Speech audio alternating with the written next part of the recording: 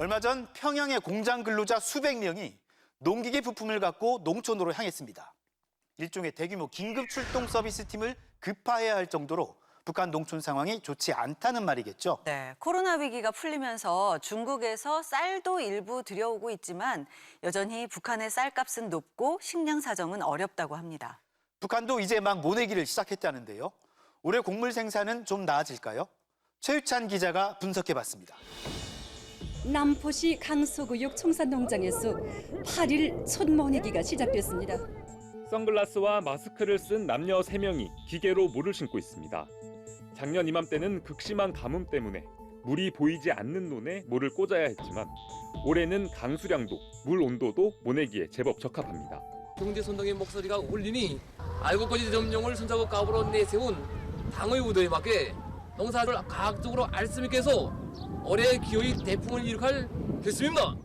기상 여건이 작년보다 좋기 때문에 작황은 작년보다 기본적으로 좋아지지 않겠는가 이렇게 내다보고 있습니다. 하지만 올봄 북한의 식량 수급 상황은 매우 좋지 않습니다. 평양의 쌀 가격은 킬로그램당 5,500원, 작년보다는 300원, 2년 전보다는 1,500원 이상 급등했습니다.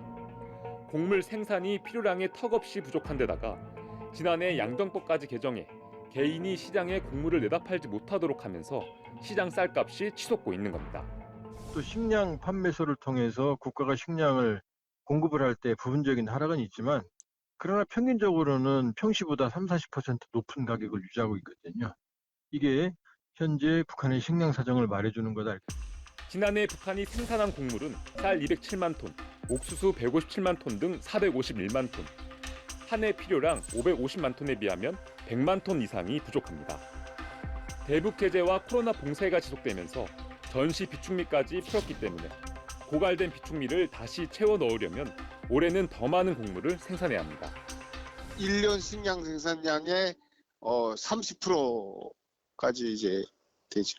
올해 농사가 평년처럼 되면 완전히 해결되지는 않지만 그래도 저축을 안 한다고 보고 소비의 자원에 소비할 때 이제 배분을 어떻게 하는가에 따라서 북한은 농사가 점령해야 할 첫 번째 고지라면서 체제를 지키기 위해서는 나라의 쌀독을 채워야 한다고 목소리를 높이고 있습니다.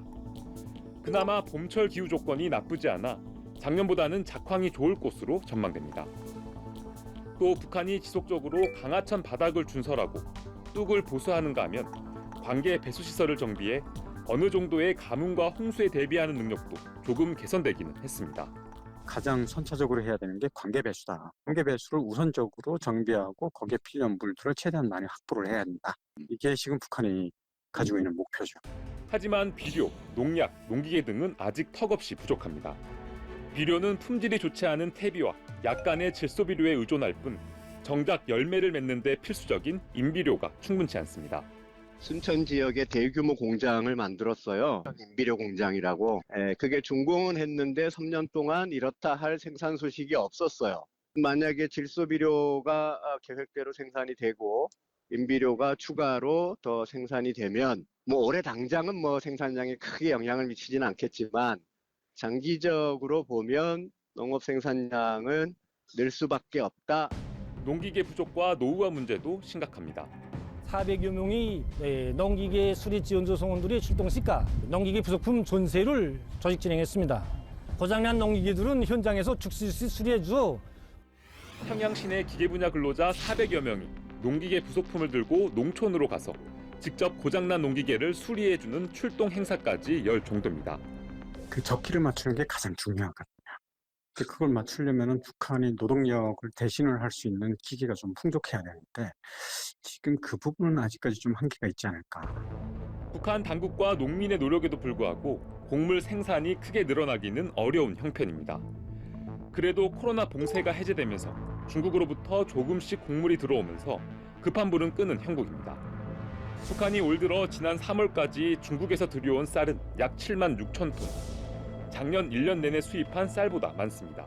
쌀을 조금 더 수입을 한 건 맞는 것 같아요. 그래서 그 기조가 그대로 오히려 유지가 되면 앞으로 4월, 5월, 6월까지 계속 조금씩 부족한 것들을 수입은 할 수 있을 것 같아요. 최근 북한이 부쩍 중국, 러시아와 가까워지면서 두 나라가 북한에 어느 정도 식량을 지원하거나 수출할 가능성이 제기되지만 중국도 마냥 북한을 지원할 정도로 곡물 생산량이 넉넉지는 않습니다.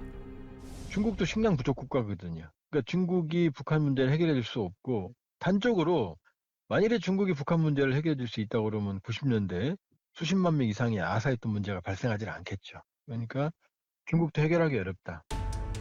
세계적으로도 우크라이나 전쟁 여파로 여전히 식량 가격이 높고 수출도 통제되고 있어서 북한이 국제시장에서 식량을 조달하기도 쉽지 않습니다. 일각에서는 북한이 계속되는 식량난과 경제난으로 주민들의 불안과 불만이 높아진다는 진단도 나옵니다. 대북 제재, 코로나19, 그다음에 양국 교통 정책, 알국 구조 변화 정책 이 네 가지가 복합적으로 작용을 해서 식량 위기가 왔기 때문에 지금 사실상 고난의 행군기에 준하는 상황을 가고 있다. 북한은 쌀이 곧 사회주의라며 민심 위반을 막고 체제를 지탱하기 위해 농사에 총력을 쏟고 있습니다. 특별한 변수가 없다면 1990년대와 같은 최악의 식량난으로까지 번지지는 않겠지만 대형 태풍이나 홍수 등 재난이 닥친다면 그때는 심각한 위기에 직면할 가능성도 있습니다. 통일전망대 최유찬입니다.